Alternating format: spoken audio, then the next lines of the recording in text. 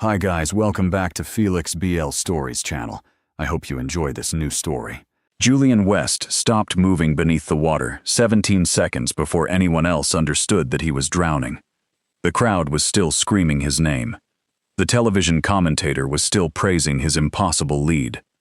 The university band was still pounding out the final bars of the fight song, and I was already running. I did not remember dropping my clipboard. I did not remember knocking over the red medical case beside lane 4. I only remembered the sight of Julian's body drifting under the white lane rope, one powerful arm hanging below him, as if the water had suddenly become too heavy to fight. 3 days earlier, he had stood in front of the entire swim team and told me I was too weak to belong on his pool deck. Now I was the only person who could see that the strongest alpha in the building was not coming back up. I hit the water fully dressed. Before we continue, remember to like the video and subscribe for more dramatic BL stories. This is the YouTube-safe version. The full uncut continuation, adult spicy scenes, alternate point of view, real ending, and bonus epilogue are available on Patreon through the link in the description and pinned comment. The cold punched the breath from my lungs, but I forced my eyes open and kicked toward him. Julian was deeper than he should have been. His body had rolled slightly onto one side, and a stream of silver bubbles slipped from his mouth. I caught him beneath the arms. For one terrible second, he did not feel like Julian West, captain of the Hawthorne University Sharks, national record holder, campus legend, and the most infuriating man I had ever met. He felt like dead weight. I drove my feet toward the bottom, pushed upward, and dragged his face above the surface. The stadium changed in an instant. The cheers broke into screams. The nearest lifeguard finally blew his whistle. Someone shouted for the physician. Julian's younger teammate, Milo Grant, vaulted over the timing table and reached for us from the deck. "Take his shoulders," I gasped. Milo obeyed without asking why an Omega assistant trainer was giving orders. Together, we hauled Julian onto the tiles. His lips had lost their color. His chest did not rise. I put 2 fingers against the side of his throat and found a pulse that stumbled beneath my touch. Too fast, then too slow, then wrong. Exactly the pattern I had warned him about. "Julian," I said. He did not answer. Dr. Lena Park, the university physician, dropped to her knees opposite me. "What happened?" she demanded. "Possible arrhythmia," I said. He lost consciousness underwater. His breathing was irregular before the turn. Her eyes snapped to mine. "You saw it?" "I have been seeing it for 2 weeks. Behind her, Coach Adrian Voss went completely still. That was the first moment I knew Julian's collapse was not only a medical emergency. It was a secret. Dr. Park opened the emergency case. Milo stood over us shaking, water dripping from his team jacket because he had fallen half into the pool while helping pull Julian out. The television cameras were still filming. The rival university coach, Marcus Hale, watched from the opposite side of the deck with his arms folded too tightly across his chest. And Julian, who had told me I had no place in elite athletics, lay unconscious with my hand pressed over his heart. Dr. Park attached the portable monitor. The screen flashed a jagged rhythm. "Move back," she ordered. I moved exactly 6 inches, because I knew what she needed and because I could not make myself go farther. Julian's scent had changed in the water. Normally, it was sharp cedar, clean chlorine, and the faint metallic edge common in highly trained alphas under stress. Now it carried something bitter, chemical. Wrong. Dr. Park administered oxygen and called for the ambulance crew already stationed outside the arena. Julian coughed once. The sound was weak, but it broke something open in my chest. He coughed again, turned his head, and expelled water onto the tile. The crowd erupted as if he had won the race. I wanted to shout at them to be quiet. This was not victory. This was the narrow space between disaster and survival. Julian's eyes opened. They were unfocused at first. Then they found me. His pupils widened. For the first time since I had met him, Julian West looked afraid. "Toby," he whispered. He was not supposed to know my first name. Not after dismissing me as assistant trainer for most of the semester. Not after calling me the intern whenever he wanted to remind me that I had no power. Not after ordering me away from his lane in front of 20 swimmers, 2 coaches, and a row of recruits. Yet he said my name as if it were the only word he had managed to carry back from underwater. Then his eyes closed again. The ambulance crew arrived. They lifted him onto a stretcher, strapped the oxygen mask over his face, and rolled him toward the service exit. Milo followed until Coach Voss caught him by the shoulder. "The team stays here," Voss said.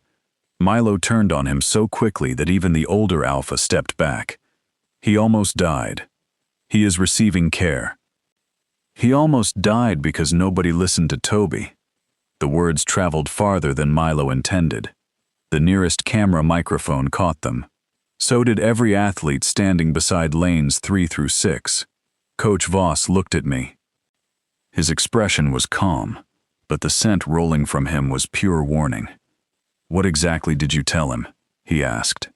I looked down at the red medical warning card lying beside my soaked clipboard. It was the card Julian had refused to sign 3 days earlier. The paper had absorbed pool water. Blue ink bled across the printed lines. "Athlete reports recurrent breath interruption during high-intensity sets. Recommend immediate cardiac screening before competition clearance." At the bottom, where Julian's signature should have been, there was only a diagonal slash from his pen. He had not merely refused. He had struck through my recommendation. I picked up the card. "I told him his breathing pattern was dangerous," I said. Voss's jaw tightened. "And did you diagnose him?" "No." "Then choose your words carefully." I recorded an observable pattern and referred him to a physician. That is my job. "You are a student." "I am a certified emergency responder completing a supervised sports science placement. You are an Omega who became emotionally reactive during a high-pressure race."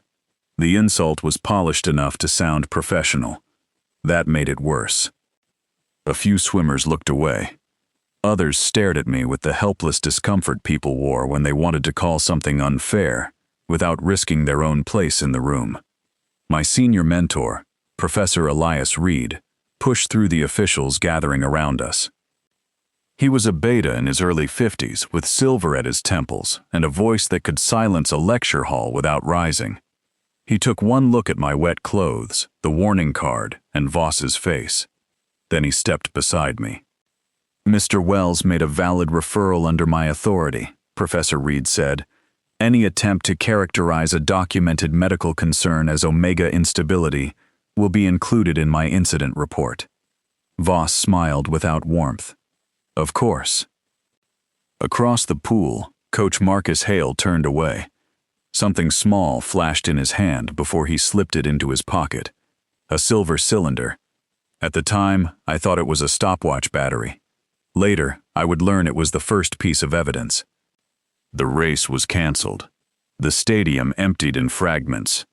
The announcer asked spectators to leave calmly, while social media filled with slowed-down clips of Julian sinking beneath the surface and me diving after him. By the time Professor Reed drove me to Hawthorne Medical Center, my face had already appeared beneath 3 different headlines. Omega Trainer Rescues Alpha Captain. Champion Collapses on Live Television. Hero or Negligence. Questions surround Hawthorne staff. The third headline came from a sports account known for repeating whatever Coach Hale's program wanted the public to believe. Professor Reed glanced at my phone while we waited at a red light. "Turn it off," he said. "I need to know what they are saying." "No, you need dry clothes and a medical check." "I am fine." "You spent over a minute underwater dragging a man 20 kilograms heavier than you." "He was not 20 kilograms heavier in the water." Professor Reed gave me a tired look. "That is the sentence you are choosing?" I looked down at my hands. They were trembling. Not dramatically, Not enough for anyone else to notice. But I noticed. I always noticed small failures in movement. That was why I had noticed Julian's breath catching after his left side turns. That was why I had noticed his recovery heart rate changing, even when his lap times stayed perfect. That was why I had watched him press 2 fingers beneath his ribs after practice when he thought everyone had left. And that was why his public dismissal had hurt more than I wanted to admit. He had not rejected a guess. He had rejected the work I had built my life around. Professor Reed parked outside the emergency entrance. "You do not owe him forgiveness because you saved him," he said. "I know. You do not owe the university silence because they gave you a placement. I know. And you do not owe anyone proof that omegas belong in sports medicine." I opened the car door. That one I am still working on. Inside the hospital, the waiting area had become an unofficial press room. Athletic department staff clustered near the elevators. 2 reporters argued with security. Milo sat with his elbows on his knees and his wet hair wrapped in a towel someone had given him. When he saw me, he stood so fast that the chair scraped backward. "Is he awake?" I asked. "Not yet." "What did Dr. Park say?" "They are running tests." "Did she mention his heart rhythm?" Milo glanced toward the elevators. "She asked me whether he had taken anything before the race." My attention sharpened. "What did you tell her?" "That I did not know." "Do you?" Milo swallowed. He was 19, a first-year backstroke specialist with too much talent and not enough confidence. Julian treated him like a younger brother when nobody was watching, and like any other teammate when cameras were nearby. "I saw Coach Hale talking to Julian in the equipment corridor," Milo said quietly. "Coach Hale from Breyer University?" Milo nodded. "That does not make sense." "I know. Hale coaches our biggest rival." "I know.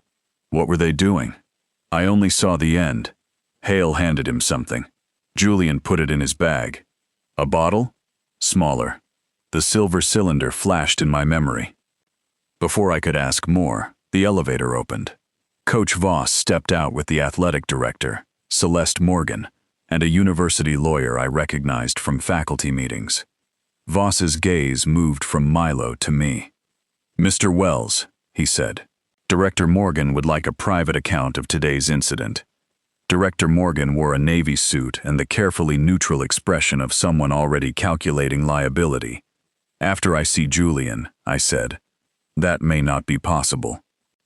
"Then after Dr. Park updates us. The university needs to establish the facts quickly.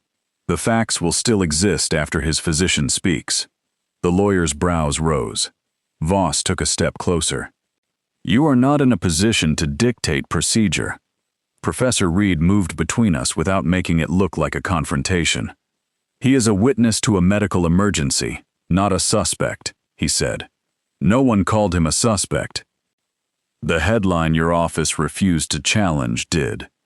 Director Morgan looked irritated. "Let us lower our voices." Milo made a bitter sound. "Julian cannot lower his heart rate." Everyone turned toward him. He pulled the towel from his head and stood straighter. "You all watched Toby warn him," he said. "You watched Captain West tear up the referral. Now you want Toby alone in a room with a lawyer before he even knows whether Julian is alive."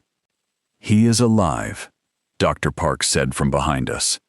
The waiting room went silent. She had changed out of her arena medical jacket, but there was still chlorine on the cuffs of her blouse. "He is conscious," she continued. "He has a stable rhythm for now. We found signs consistent with a serious conduction abnormality, aggravated by exertion." My knees nearly gave way. Professor Reed touched my elbow, steadying me without comment. "Can we see him?" Milo asked. "One person at a time." Voss stepped forward. "His coach should go first." Dr. Park looked at him. "No." The single word landed harder than a shout. He asked for Toby Wells. Every eye in the room turned toward me. I did not feel triumphant. I felt tired, wet, angry, and suddenly afraid of what I might see when I entered his room. Julian had always seemed built from controlled force. Even standing still, he carried the impression of motion held in reserve. I had seen him break records with blood on his heel and win relay races after another swimmer false-started beside him. I had never seen him helpless. I did not want to. Dr. Park led me down the corridor. "Do not discuss the investigation," she said quietly. "What investigation?" "The toxicology screen is not complete. You found something." "I found enough to ask you to let me do my job." "I did let you do your job." He ignored me until he almost died. She stopped outside room 612. "That anger is justified," she said. "Keep it. You may need it. But do not use it to push him before he is medically ready." I looked through the narrow window in the door. Julian lay against white pillows with electrode leads across his chest. His skin had regained some color. His hair was still damp. A clear oxygen tube curved beneath his nose. He looked younger without the hard set of his mouth, less like an alpha captain carved onto a university banner, more like a 23-year-old man who had nearly died in front of thousands of people. Dr. Park opened the door. Julian turned his head. His eyes found me immediately. "You came," he said. "I stayed near the door. You asked for me." His gaze lowered to my borrowed hospital scrubs. "They said you jumped in wearing everything. I did not have time to change. I thought you hated the water. I hate deep open water. Pools have lines." The corner of his mouth moved, but the attempt at a smile failed. "I remember your hand," he said. "On your chest?" "No, under the water." My throat tightened. Julian looked toward the monitor. "I remember thinking it was strange that you were there. You were unconscious, not all at once." The room seemed smaller. He swallowed. I heard the crowd. Then it went far away. I tried to move, but my arm would not answer. I saw the lane line above me. Then I saw you. I folded my arms. "You also saw me 3 days ago." His eyes closed. There it was. Not gratitude. Not yet. Shame. "I know," he said. "You dismissed my referral. I know. You told the team Omegas panic when they cannot control the room. I know what I said." "Good. Then I do not need to repeat it." His eyes opened again. "What do you want from me?" "Nothing." "That is not true. I wanted you to take the warning seriously. That opportunity has passed.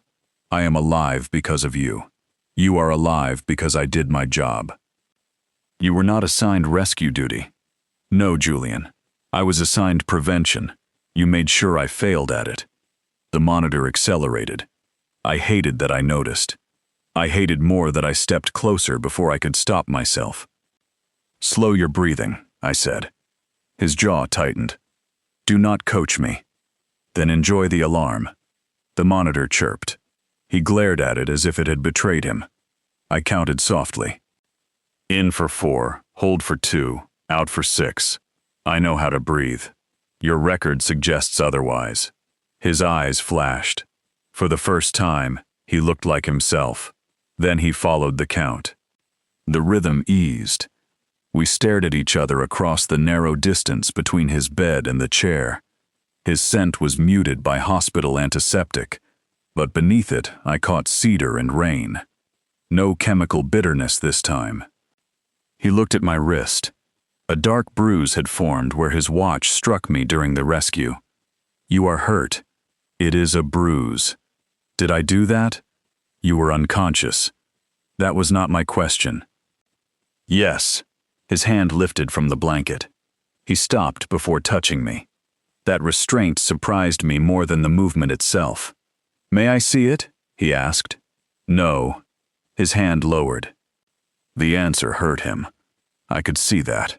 I did not take it back. "You do not get access to me because you feel guilty," I said.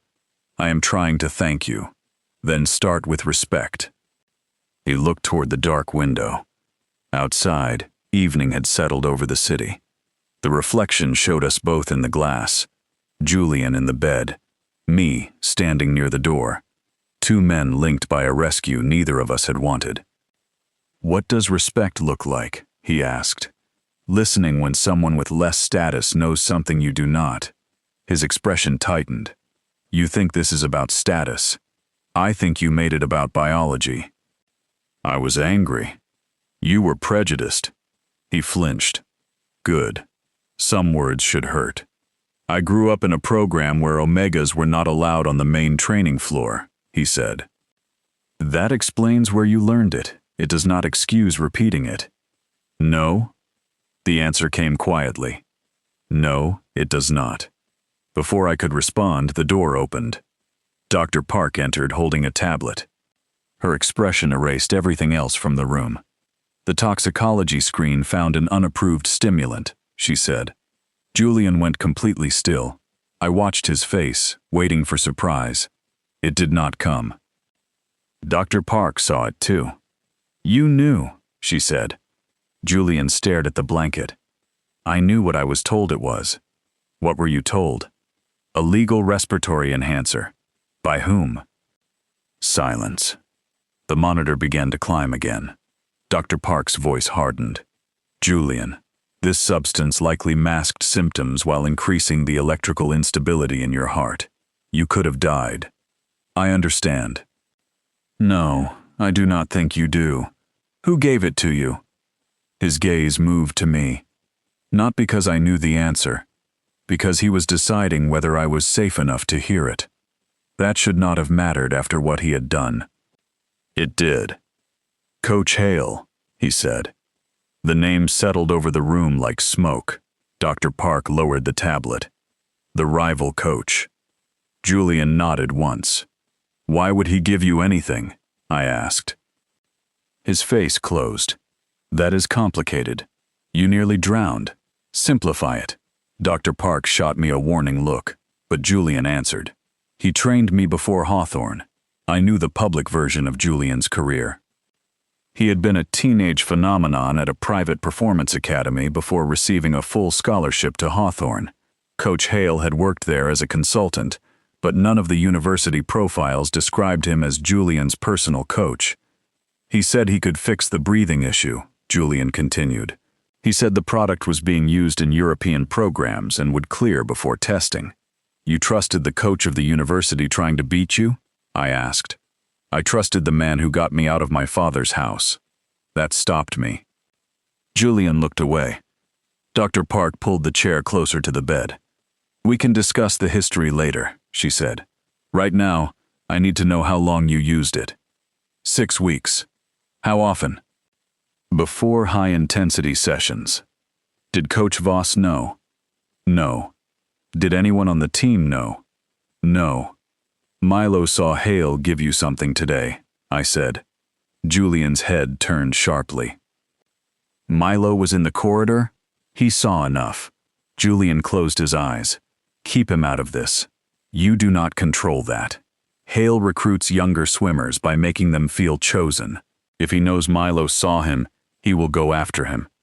The fear in Julian's voice was not for himself. That mattered too. Dr. Park stood.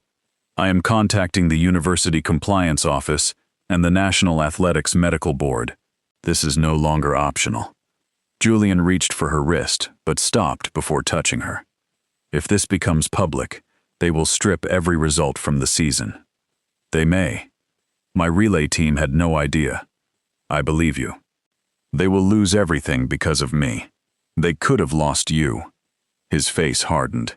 "Do not make that sound more important." Dr. Park stared at him. "It is more important." He looked unconvinced. That was when I understood the deepest problem was not the stimulant. It was the belief underneath it. Julian had been trained to think his body belonged to the result. The medal came first. The team came second. He came somewhere after both, if there was anything left. Coach Hale had not needed to force him. He had only needed to exploit the hierarchy already living inside Julian's mind. Dr. Park left to make the calls. I moved toward the door. "Toby," Julian said. I stopped.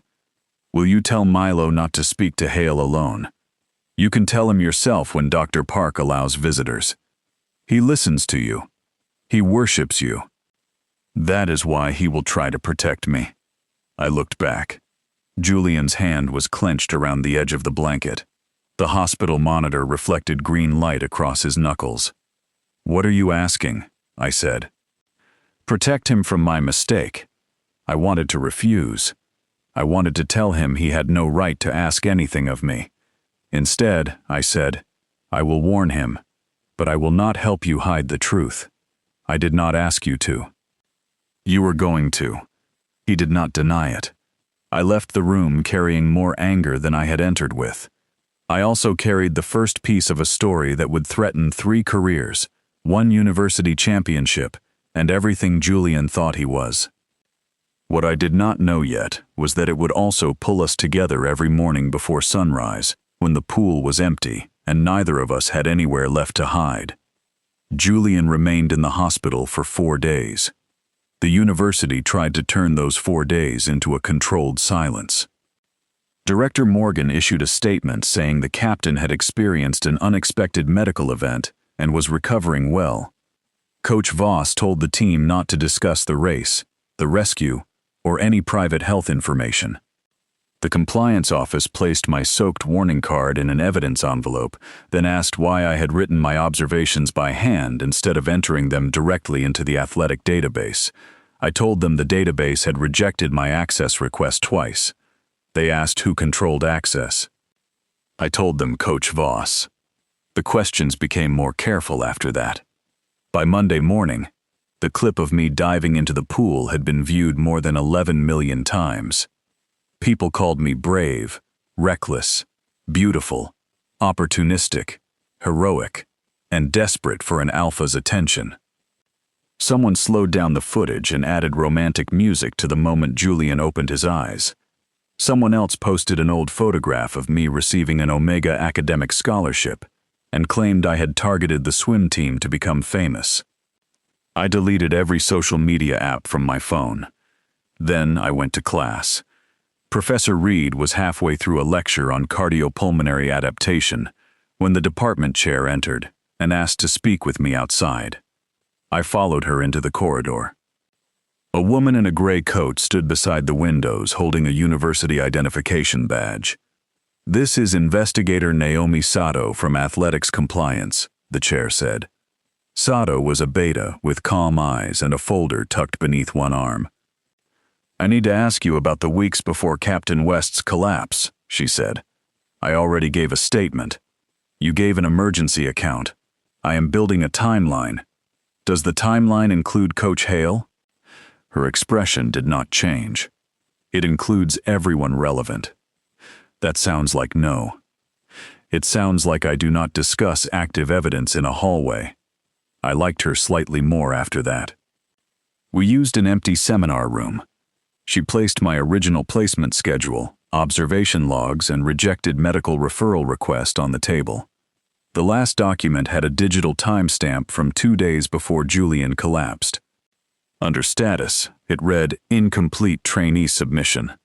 "I completed it," I said. "I know. How?"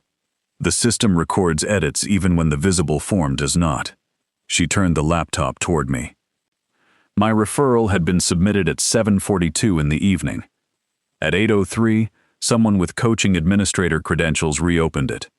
At 8:05, the reason for referral disappeared. At 8:07, the form status changed to incomplete. "Coach Voss?" I asked. "We are confirming who used the credentials. He said he never saw my concern." I know what he said. My anger returned with such force that my scent sharpened in the closed room.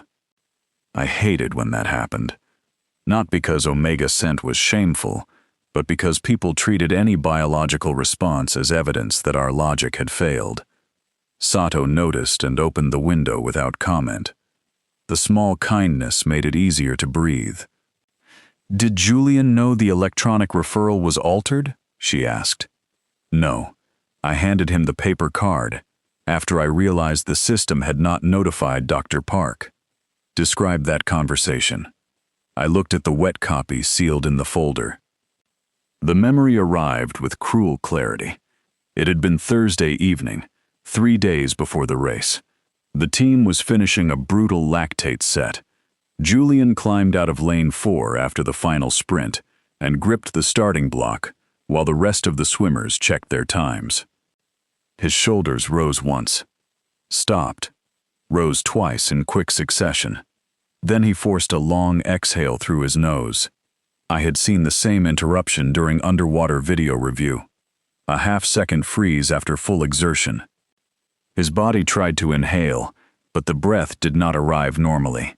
I approached with the warning card. "Captain West, I need you to stop before the next set." He looked past me toward the clock. "We have 12 minutes. You are showing recurrent respiratory interruption after maximal effort.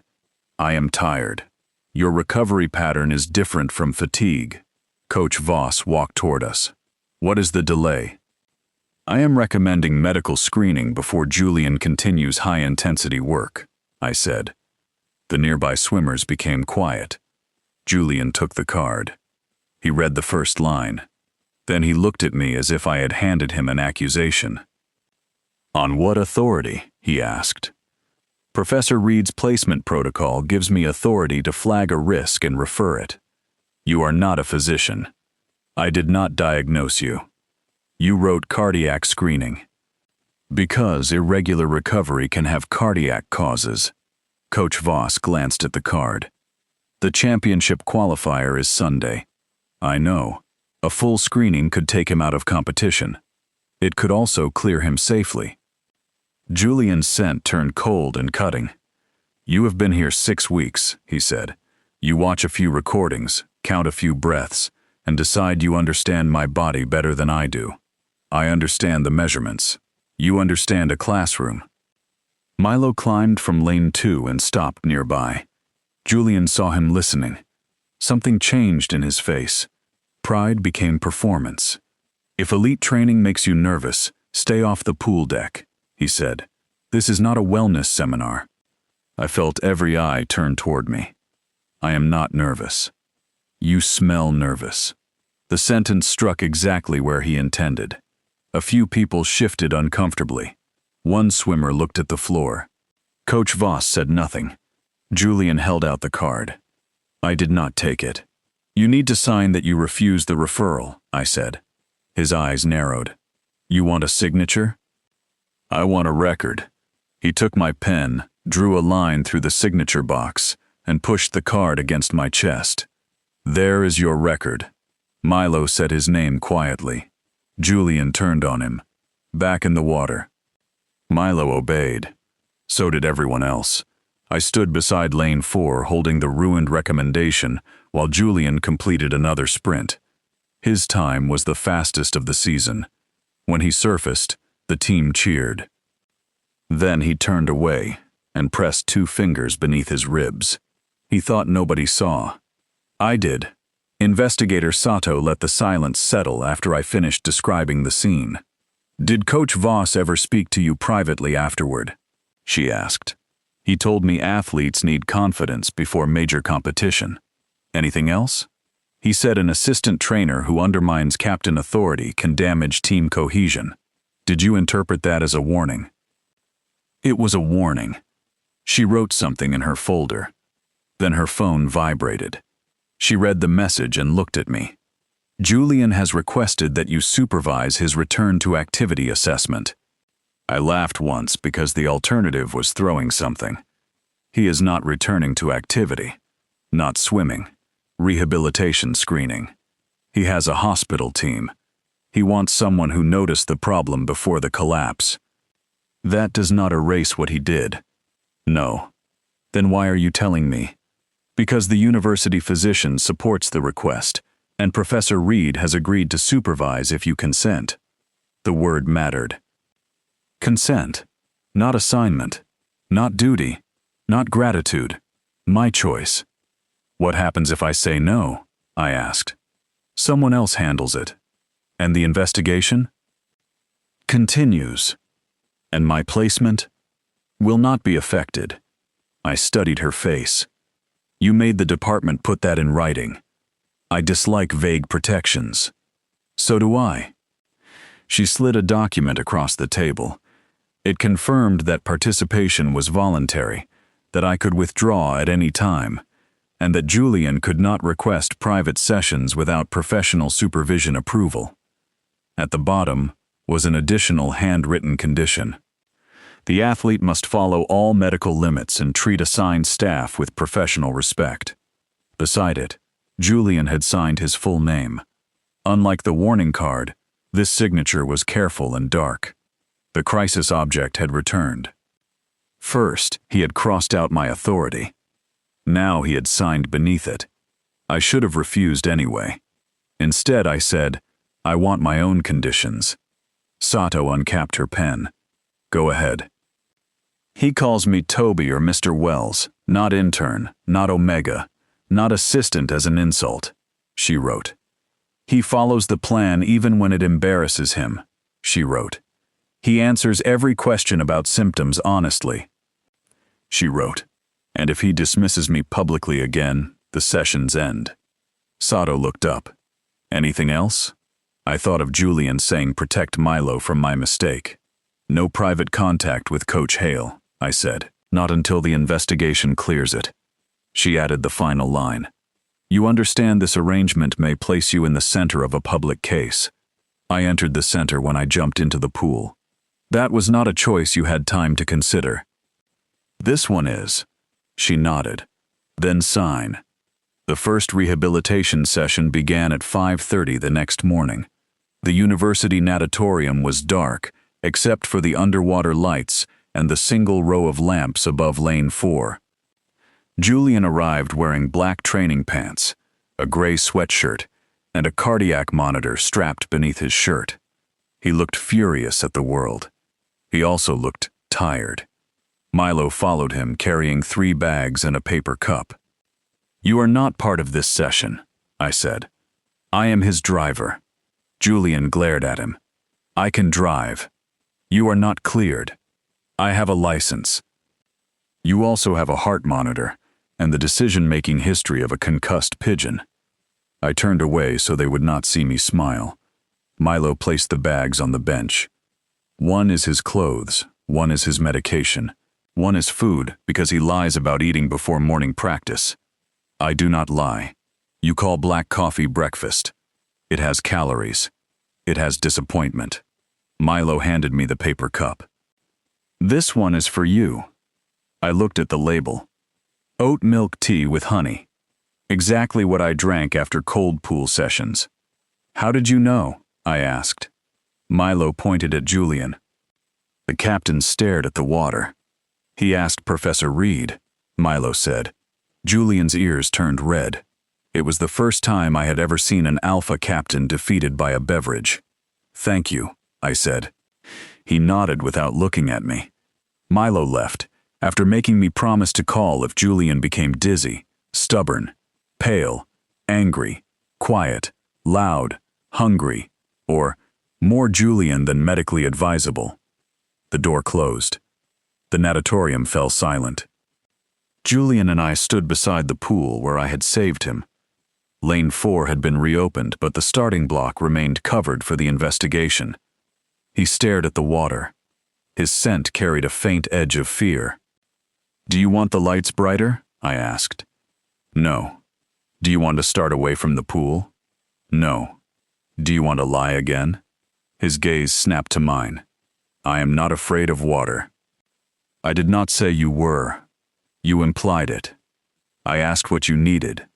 I need to get back in. You are not cleared to swim. I know. Then say what you actually need."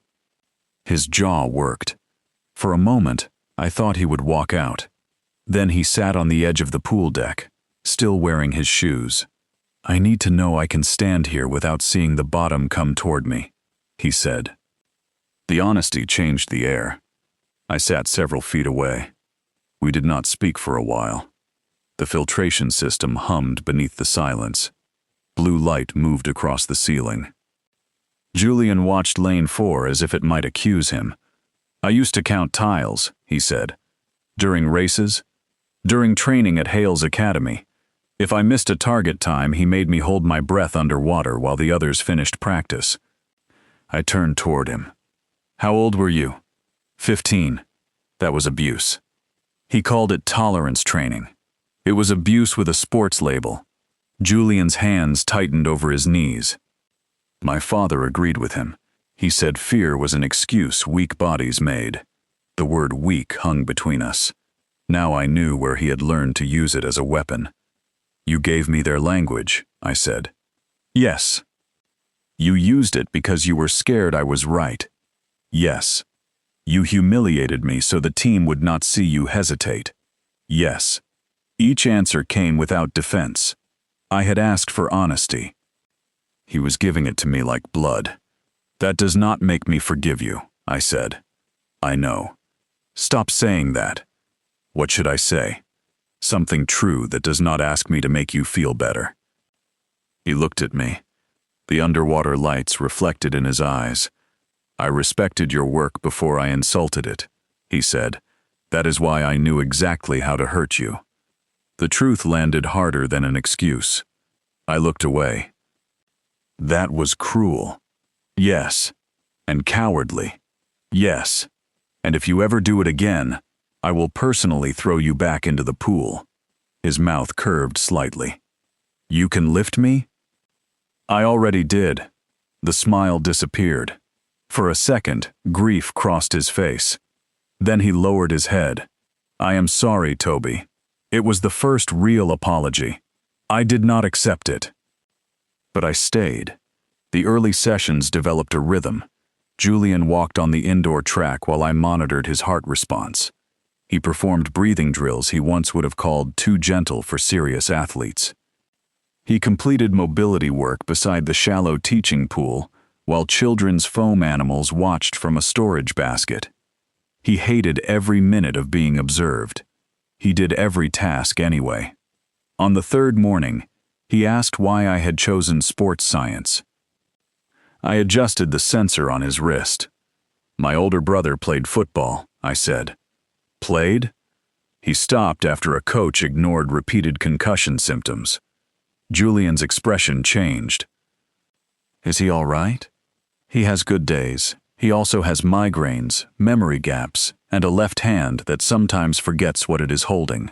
I am sorry. So am I. That is why I noticed the athlete everyone else calls dramatic. You think I was dramatic? I think you were a disaster wearing expensive goggles. He laughed. The sound startled both of us. It was low, brief, and completely different from the controlled smile he used in interviews. His heart monitor rose by 6 beats. I looked at the screen. He looked at me. Was that medically dangerous? He asked. Only to your reputation. The next morning, he brought my tea himself. The morning after that, he remembered I disliked the cinnamon protein bars in the team supply cabinet and replaced them with honey oat bars. I told myself these were practical adjustments. Then he began arriving early enough to set out my equipment. That was harder to explain. At 6:15 each day, the team entered for regular practice. The private honesty vanished as soon as the doors opened. Julian became Captain West again. He stood straighter. His voice cooled. He watched from the deck while other swimmers took his lane. The loss cut him more deeply than he admitted. Some teammates treated him with awkward sympathy. Others were angry because the investigation threatened their results. One senior swimmer, Caleb Dunn, cornered me beside the equipment room. You got what you wanted, he said. I kept coiling resistance bands. What did I want? Control of Julian. I turned slowly. Caleb was a broad-shouldered alpha who had spent 3 years swimming behind Julian's records. He smiled often in public and never with his eyes. Julian's medical plan is controlled by Dr. Park, I said. You are with him every morning. Because he requested me and I agreed under supervision. People are saying you used the rescue to attach yourself to him. People say many things when they are not qualified to discuss the work. His scent sharpened. You think one heroic moment makes you part of this team? No, my placement agreement does. You are not an athlete. Neither is a heart monitor. You still need one when your body fails. His face darkened. The equipment room door opened behind him. Julian stepped inside. He had heard enough. Caleb straightened. "Captain." Julian looked at me first. "Are you finished here?" he asked. "I am." "Then wait outside." Every instinct told me not to obey an order delivered in that tone. Julian saw the resistance in my face. "Please," he added. I stepped into the corridor but left the door open. Julian did not close it. That mattered. "You will apologize to Toby," he told Caleb. Caleb laughed nervously. "For what?" "For suggesting an Omega professional used my medical emergency for access to me." "I was defending you." "No. You were insulting him because it is easier than admitting he saw what we missed. We did not miss anything. I was unconscious at the bottom of the pool." Caleb's face tightened. "The scandal could cost us nationals. My death would have cost more. That is not what I meant. It is what you accepted." The corridor had gone quiet. Several swimmers stood near the lockers pretending not to listen. Julian stepped into the doorway so everyone could see him. "Toby Wells is part of my rehabilitation team," he said. "He identified a medical risk, documented it, and saved my life when I ignored him. Anyone who disrespects his role is disrespecting my decision to recover." Caleb looked humiliated. For one dangerous second, satisfaction warmed my chest. Then I remembered how public shame had felt when aimed at me. "Julian," I said. He looked back. "I do not need a captain's decree." His brows drew together. "I am defending you. You are using authority again. Make him understand, not submit." Caleb stared at me as if I had lost my mind. Julian's expression went blank. Then he exhaled. "You are right." The words stunned the entire corridor. He turned to Caleb. "I should not order an apology. I will tell you why you owe one. Toby's work protected every athlete here. If the referral system can be altered, any of us can be placed at risk. If coaches can dismiss a medical concern because the person raising it is an Omega student, the next swimmer may not survive long enough for a rescue. You do not have to like him. You do have to stop helping the system that almost killed me." Caleb's anger shifted into uncertainty. He looked at the floor. "I did not think of it that way." "That is the problem," I said. He nodded once. "I am sorry. It was not graceful. It was not complete. But it was his choice." After he left, Julian leaned against the doorframe. His monitor beeped a mild alert. "You pushed too hard," I said. I stood still. "Stress counts. You criticize my apologies and my heart rate. I contain multitudes." He smiled. Then his eyes dropped to my mouth. The smile faded. The corridor seemed to narrow. I felt the shift in his scent before I understood it. Cedar warmed by sunlight. Alpha interest held under rigid control. My own pulse answered. Julian took one step back. "I should go," he said. The restraint mattered more than any compliment could have. "Yes," I said. He left before either of us turned the moment into something we were not ready to name. The investigation did not stay quiet for long. 2 days later, a reporter published a photograph of Coach Hale entering Hawthorne's athlete corridor before the televised race. The image showed a silver cylinder in his hand. Hale responded within an hour. He claimed Julian had asked for a legal breathing supplement and accused Hawthorne of turning a private health event into a rivalry scandal. Then he said something worse. He said I had misrepresented Julian's condition to create a viral rescue narrative. The statement spread across every sports program by lunchtime. Director Morgan called an emergency meeting. I entered the conference room with Professor Reed and found Julian already seated beside Dr. Park. Coach Voss sat at the opposite end of the table with a university lawyer. Investigator Sato stood near the screen. Milo occupied a chair by the wall despite being told the meeting was limited to senior staff. "How did you get in?" I asked. He lifted a catering tray. "I brought sandwiches." There are no sandwiches. They were a conceptual entry strategy. Julian almost smiled. Director Morgan did not. Hale's legal team is demanding that we retract any suggestion he supplied a banned substance, she said. They claim the cylinder contained a commercially available respiratory product. Did it? I asked. Sato changed the screen. A photograph of a silver inhaler appeared. We recovered this from Julian's locker, she said. The outer casing matches a legal product. The internal cartridge does not. Dr. Park folded her hands. The cartridge contained a stimulant analog not approved for human use in this country. Milo went pale. Julian stared at the table. Can you prove Hale placed it there? Coach Voss asked. Not yet, Sato said. Then we have an athlete who admits using an unapproved substance, and a rival coach who denies supplying it. You sound eager to choose the simplest target, Professor Reed said. Voss's mouth tightened. I am protecting the program. You protected the program when Toby filed a warning? Julian asked. The room went still. Voss looked at him. What are you implying? The digital referral was altered using coaching credentials. Director Morgan turned sharply toward Sato. You did not tell me that. I told your legal office yesterday. The lawyer looked down. Julian's scent turned cold. You said you never saw Toby's concern, he told Voss. I did not. Who uses your credentials? My assistant, administrative staff, occasionally senior captains for scheduling access. Every eye moved to Julian. He laughed without humor. There it is. What? Milo asked. The exit. Voss leaned forward. No one is accusing you. You just established that I could have altered my own referral. Could you? Director Morgan asked. Julian looked at her with open disbelief. I placed both hands on the table. The submission was changed before I gave him the paper card, I said. Julian did not know an electronic referral existed. Can you prove that? The lawyer asked. I can, Milo said.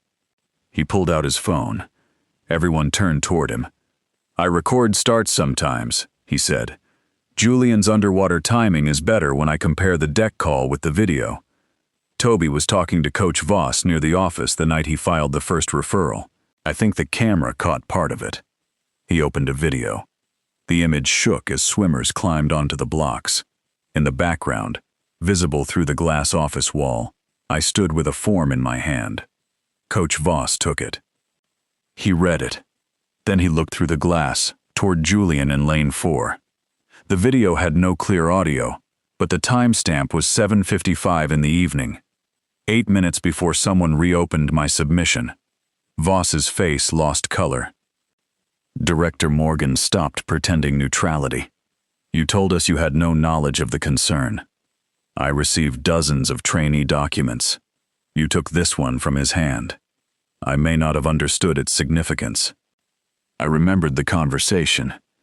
Athletes need confidence before competition. An assistant trainer can damage team cohesion. You understood enough to warn me against undermining him, I said. Voss looked at Julian. I was trying to protect you from unnecessary panic. Julian's voice became very quiet. You protected my race from my life. Nobody answered. The crisis object appeared for the second time as leverage. Sato placed the electronic referral log beside the soaked warning card. One showed that I had raised the alarm. The other showed Julian had rejected it. Between them sat the proof that Coach Voss had made sure the physician never received it. Director Morgan suspended him before the meeting ended. But the victory lasted less than 10 minutes. As we left the conference room, Julian's phone buzzed. He read the message and stopped walking. What is it? I asked. He turned the screen toward me. A photograph showed Milo outside his residence hall that morning. Beneath it was a message from an unknown number. The rookie should remember who recommended his scholarship. Milo's face drained of color. Julian did not look angry. He looked afraid. Hale, he said. Then the second message arrived.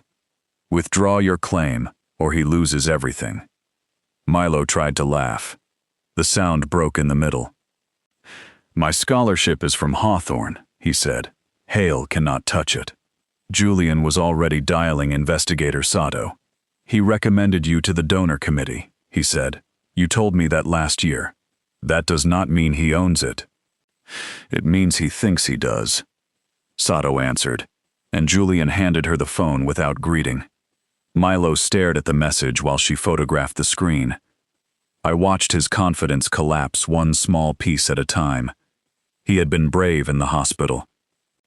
He had smuggled himself into meetings. He had challenged coaches twice his age. But he was still 19, living on a scholarship his family could never replace. Hale knows my mother lost her job, he whispered. Julian's head lifted. When? Last month. Why did you not tell me? Because you were trying to qualify for nationals and apparently poisoning yourself. The words came out sharp. Milo covered his mouth immediately. Julian flinched but did not defend himself. You are right, he said. I did not mean it like that. You meant it exactly like that. He stepped closer, then stopped before entering Milo's space. Your scholarship is not worth your silence, he said. If Hawthorne fails you for telling the truth, I will replace every dollar myself. Milo shook his head. I do not want your money. Good. I would rather make the university honor its promise. That was the Julian I had begun to see before dawn. Not the captain demanding obedience. The man learning to use power without turning it into ownership.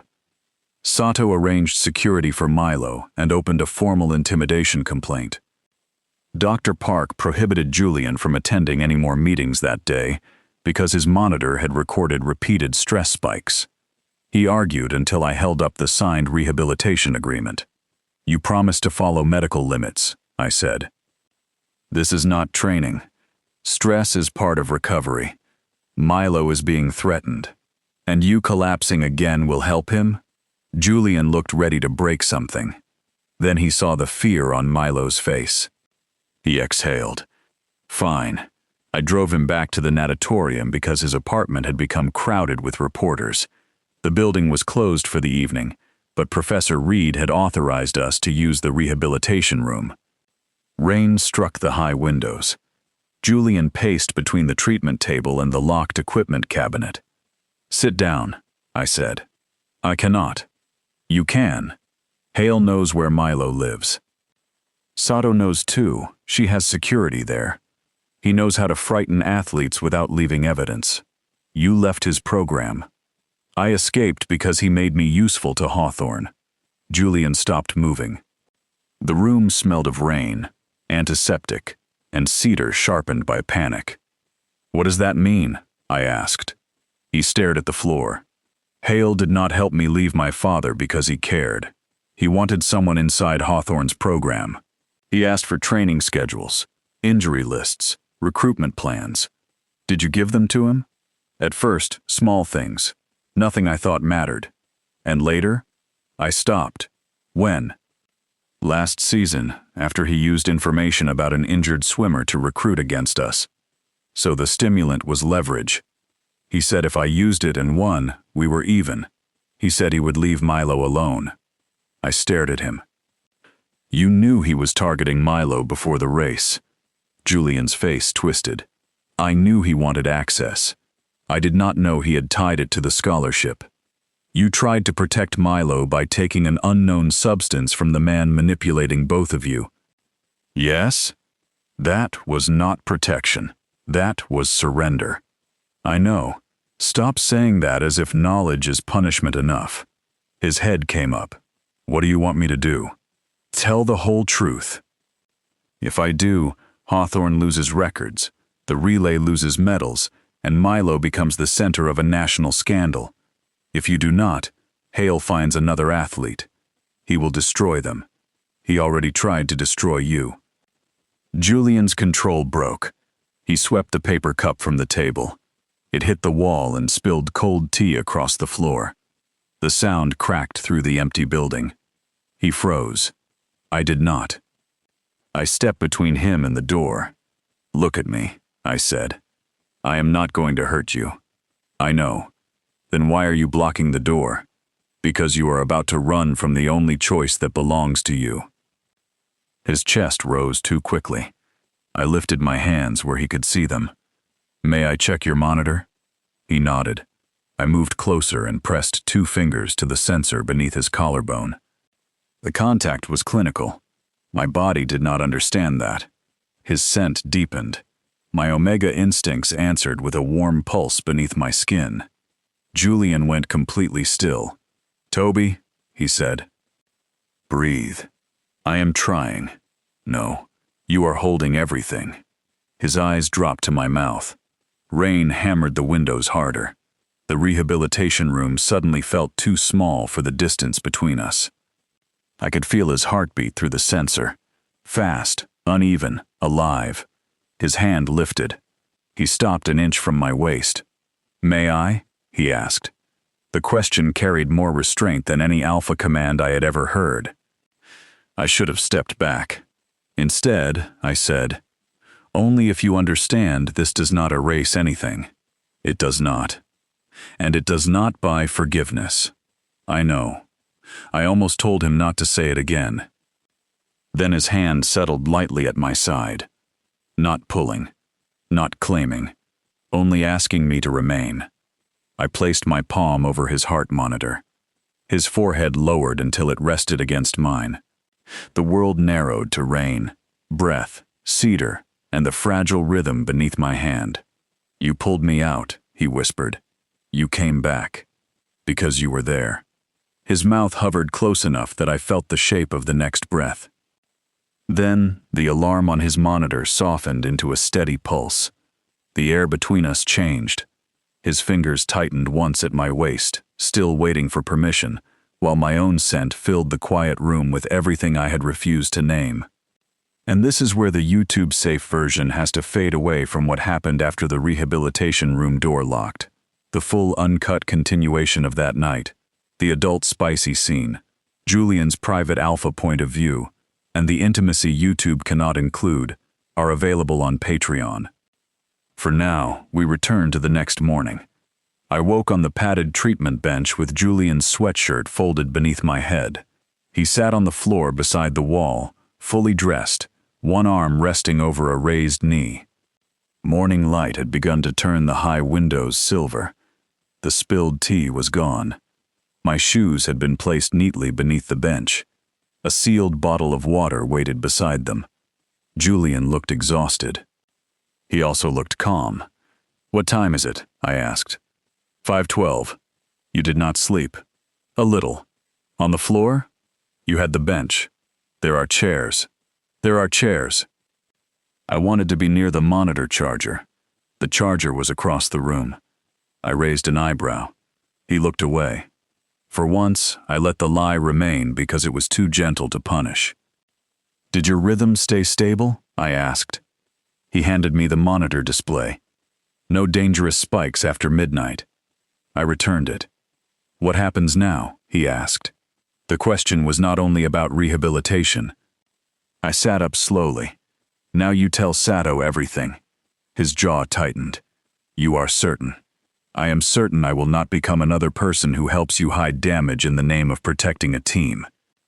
He absorbed that. Then he nodded. "Will you come with me?" "Yes."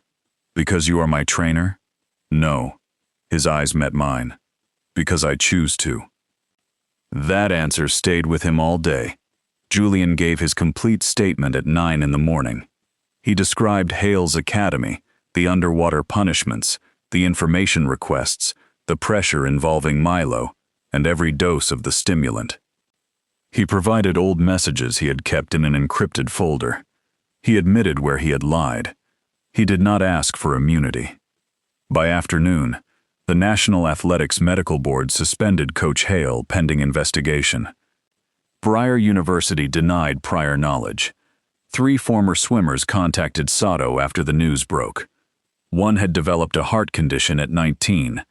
Another had left the sport after repeated underwater punishment. The third still possessed an inhaler identical to Julian's. The scandal was no longer one athlete's word against a coach. It was a pattern. Coach Voss resigned before the university could finish its disciplinary hearing. Director Morgan announced an independent review of athlete medical reporting. The electronic system was changed so no coach could alter a referral. Omega, Beta, and student staff received direct access to Dr. Park's office for urgent concerns. None of it gave Julian back the race. None of it guaranteed his heart would ever tolerate elite competition again. That was the truth waiting beneath every public victory. The championship final was scheduled 2 weeks later. Julian's relay team could still compete if he withdrew individually and accepted provisional suspension while the substance case was reviewed. Caleb wanted him to fight. Milo wanted him alive. The university wanted a statement that protected its reputation. Julian wanted the water. On the morning before the team departed, we stood beside lane 4. He had finally been cleared for 10 minutes of supervised easy swimming. No starts, no sprints, no underwater holds. He wore a simple black suit and no team cap. I checked the monitor twice. "Ready?" I asked. "No." It was the most honest answer he had ever given me. "Do you want to stop?" "No." That is different from being ready. I am learning. He sat on the edge and lowered his feet into the water. His hands gripped the tile. The first time he had sat there, he wore shoes and could not look at the bottom. Now he watched the blue lines beneath the surface. I sat beside him. "You do not have to prove anything today," I said. "I know." "Do you believe it?" "No." "Better answer." He looked at me. "What if I cannot do this anymore?" "Then you become someone who used to swim faster than almost anyone on Earth." That sounds like a death notice. Only because you built your entire identity in one lane. What am I outside it? I thought of the tee, the folded sweatshirt, the way he had corrected himself in front of Caleb, the way he had told the truth, knowing it would cost him medals. "You are still deciding," I said. His hand moved across the tile until his little finger touched mine. He waited. I turned my palm upward. He held it. Then he entered the pool. The first lap was slow, painfully slow for Julian West. His stroke broke twice because he checked his breathing too often. At the wall, he looked at me. I did not praise the time. I held up 2 fingers. 2 lengths. Stable rhythm. He nodded and pushed off again. By the 6th length, his movement had softened. Not fast. Not record-breaking. Free. When he climbed out, water ran down his face like tears he would not permit in public. I handed him a towel. "You did it," I said. "We did 6 lengths.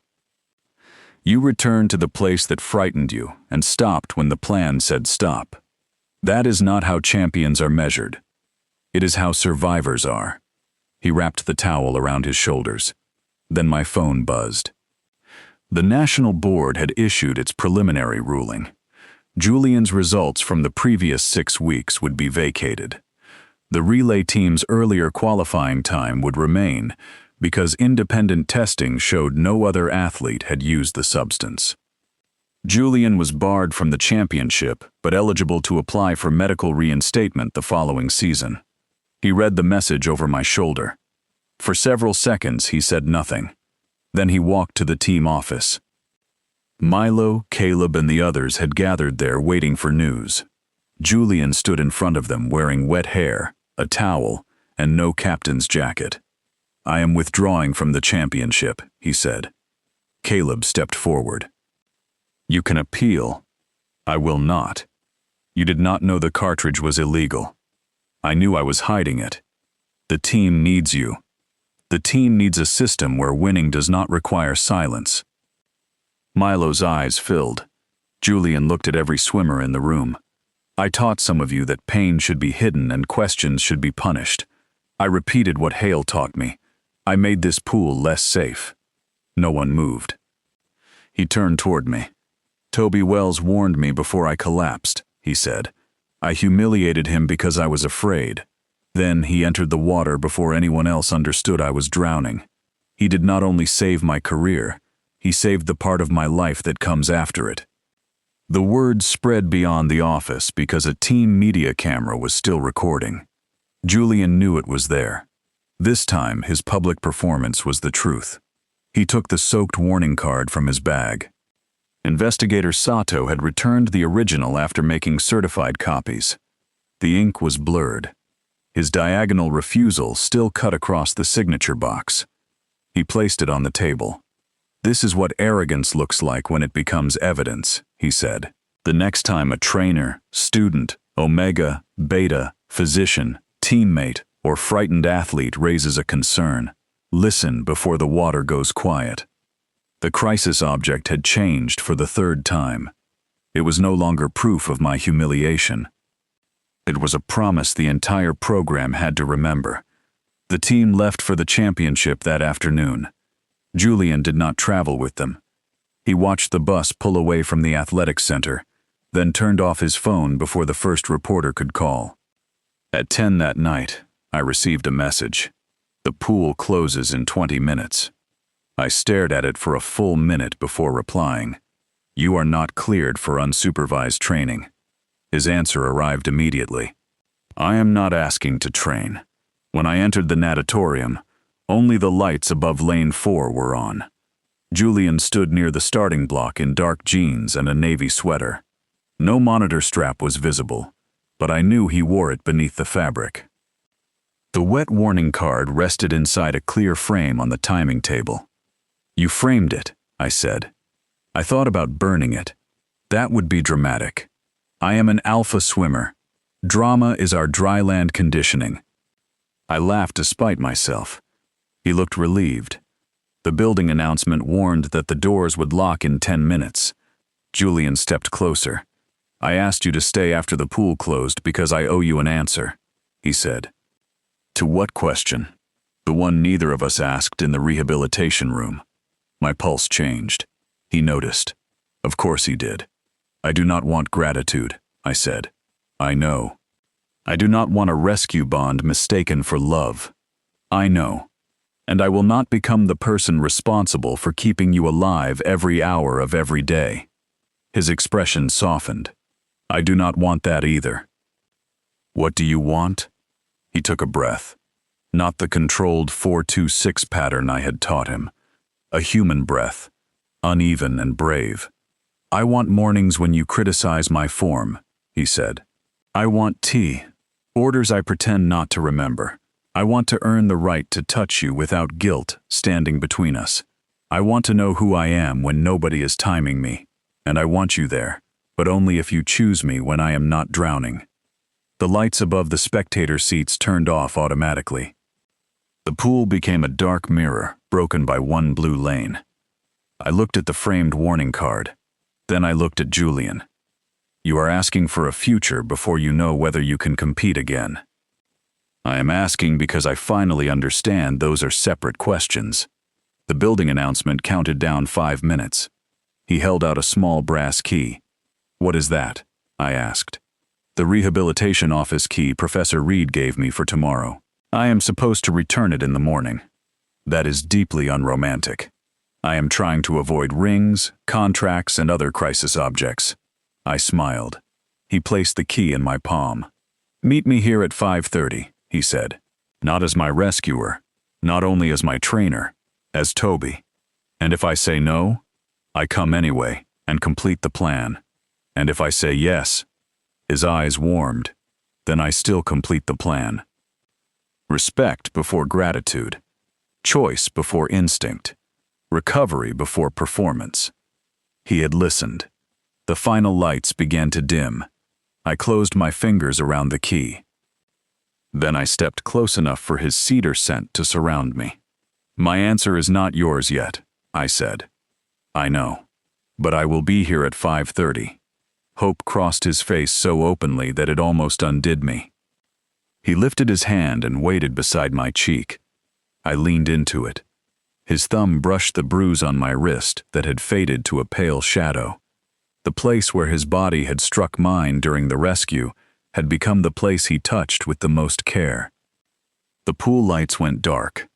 The last thing I saw was Julian lowering his forehead toward mine. The last thing I heard was his whisper, "This time, I will listen."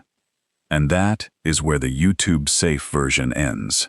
The real answer Toby gives after the lights go out, the uncut continuation, the adult spicy locker room and rehabilitation scenes, Julian's underwater and private alpha point of view, the full stimulant scandal aftermath, and their comeback season bonus epilogue are available now on Patreon.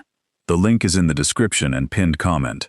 Unlock the complete version and the scenes YouTube could not include. Thanks for watching. I hope you enjoyed the video. Because I don't make any money from YouTube, I depend entirely on paid Patreon subscriptions to keep this channel alive and continue creating content for you. I will keep posting here on YouTube, but if you want to support my work, please visit patreon.com/FelixBL. The link is the very first one in the description below. Before you go, tell me in the comments where in the world you're watching from and share your thoughts on the story.